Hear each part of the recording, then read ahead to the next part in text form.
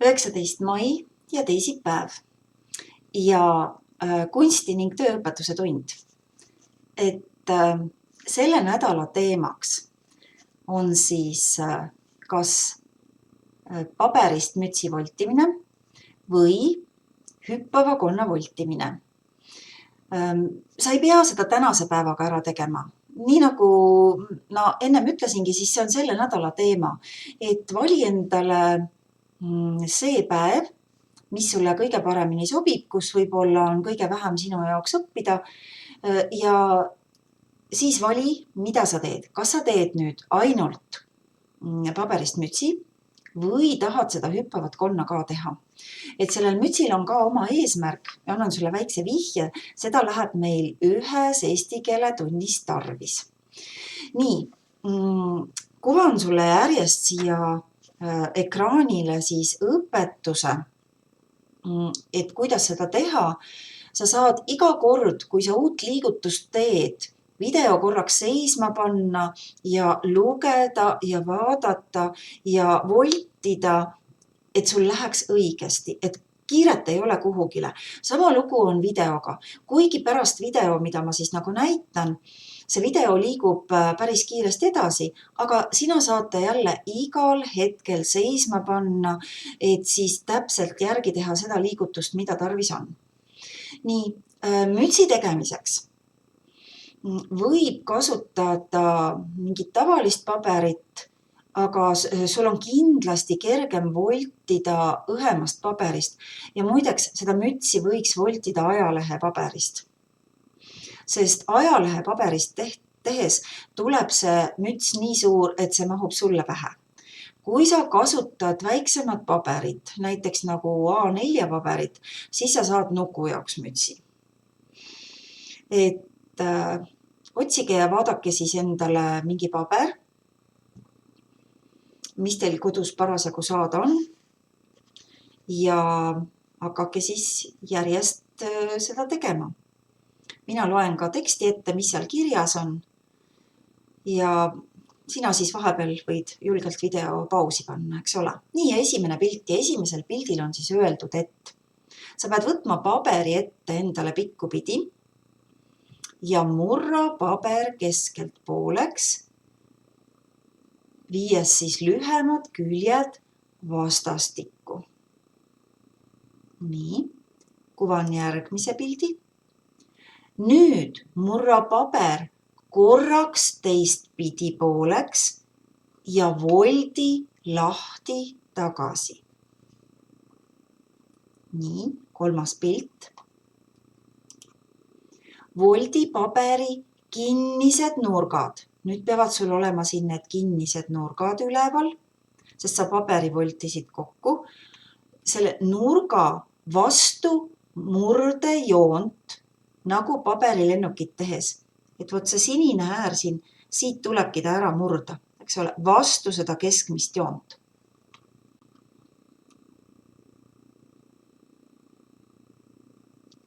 Järgmine pilt.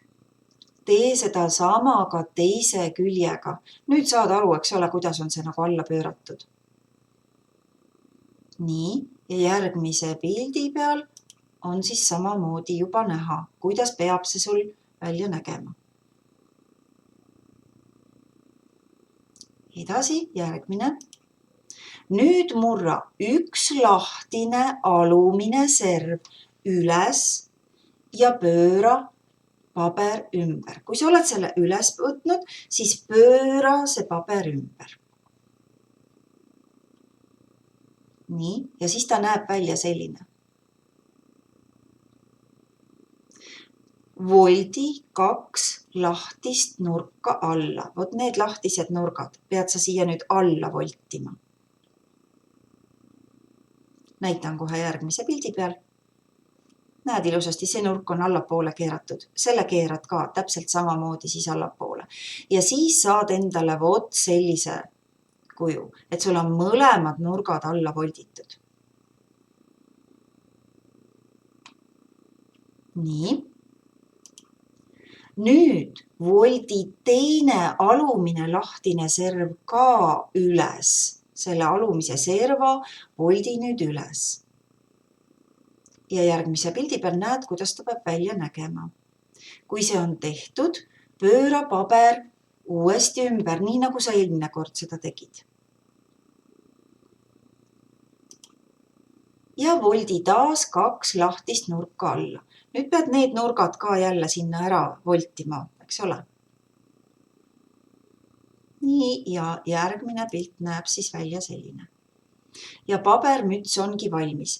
Nii, kuidas teda nüüd pähe panna? Vot siis see alumine osa, sinna tekkis sulle selline süvend sisse, et sealt saad selle mütsi siis lahti teha. Nii, ja proovi ja vaata, kas sul tuli müts välja, et saad ta pähe endale panna. Ja ole valmis seda mütsi eesti keele tunnis kasutama. Nii, läheme järgmise teema juurde ja see on siis paberkonna oltimine. Ma panen selle video käima, sa saad seda kuulata ja vaadata ja sealt sa näed, missugust paberit sul läheb siis vaja. Saad vahepeal stoppi panna või natukene tagasi kerida, et endale õiged vahendid siis lauale tuua. Aga kuula ja jälgi, seal õpetatakse selgelt, kuidas seda kõike teha tuleb.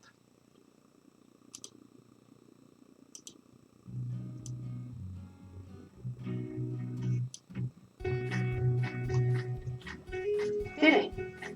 Täna voldime paberist konna. Mida suuremat paberit kasutad, seda suurema konna saad ja vastupidi. Näe, konnad hüppavad nii.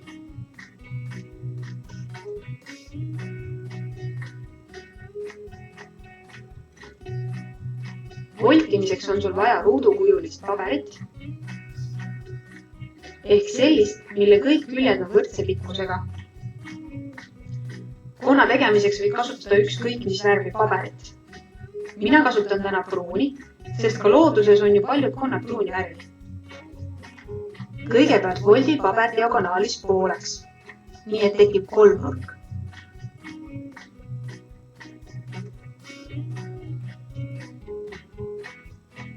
Voldi paber lahti.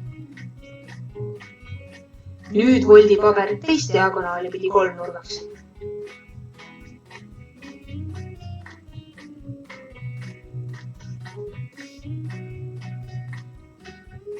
Ja voldi uuesti lahti. Murra leht pooleks.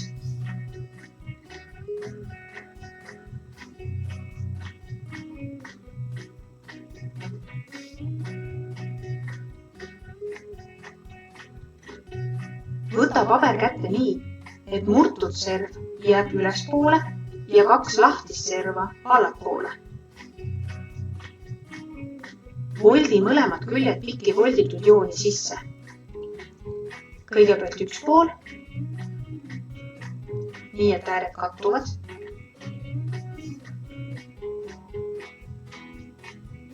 Ja siis teine pool samamoodi.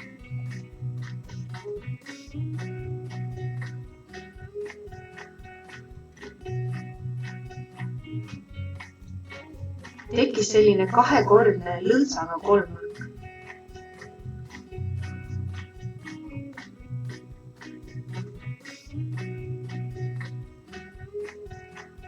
Voldi pealmise kolmnurga välimiste nurkade tipud keskmise nurga tippu kokku.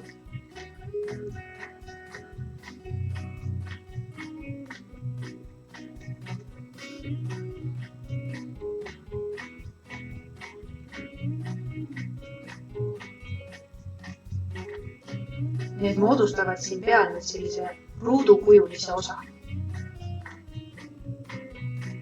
Pööra paber ümber, nii et suur kolmnurk jääb peale. Painuta paberit õrnalt keskelt kokku, nii et tekib keskjoon, aga ära paberit täiesti kokku murra. Voldi selle kolmnurga üks välimine külg nüüd sinna samma keskjoonele kokku.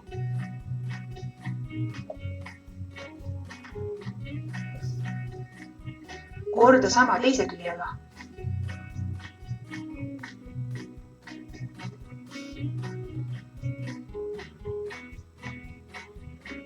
Murra äsja volditud kolmnurgad väljapoole pooleks, nii et sisemine ja välimine äär kattuvad.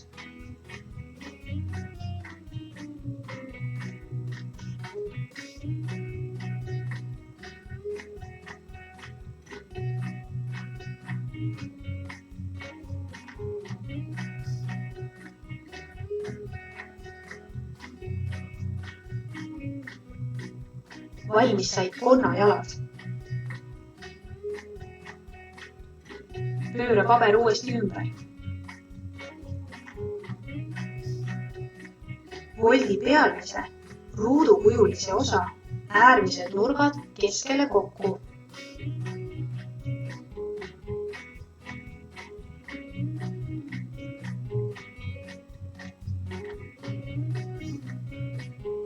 Murra jalgade poolne osa üles, nii et murde kohaks on äsja volditud kolmnurkade alumised tipud.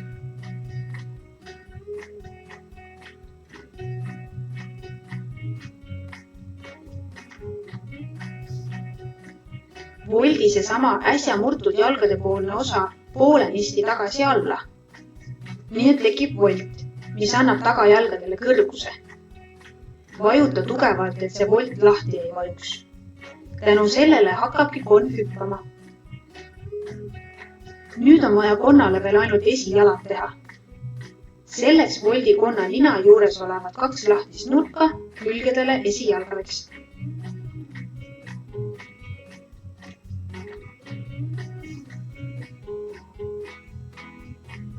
Ja konn ongi valmis. Kui tahad, võid konnale silmad joonistada ja mustri peale värvida, aga kõigepealt proovi, kui hästi su konn hüppab.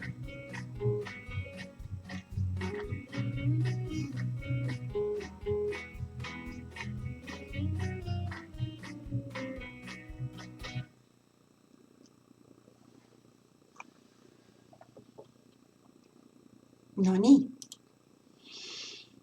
Ei olnud väga lihtne, aga kui sa vaatad niimoodi seda videot, et sa vahepeal paned stoppi ja kerid tagasi, kui on vaja. Ja kui lähebki sassi, siis proovid kas või uuesti, eks ole. Et nii tore on ikkagi millegagi ju ise hakkama saada.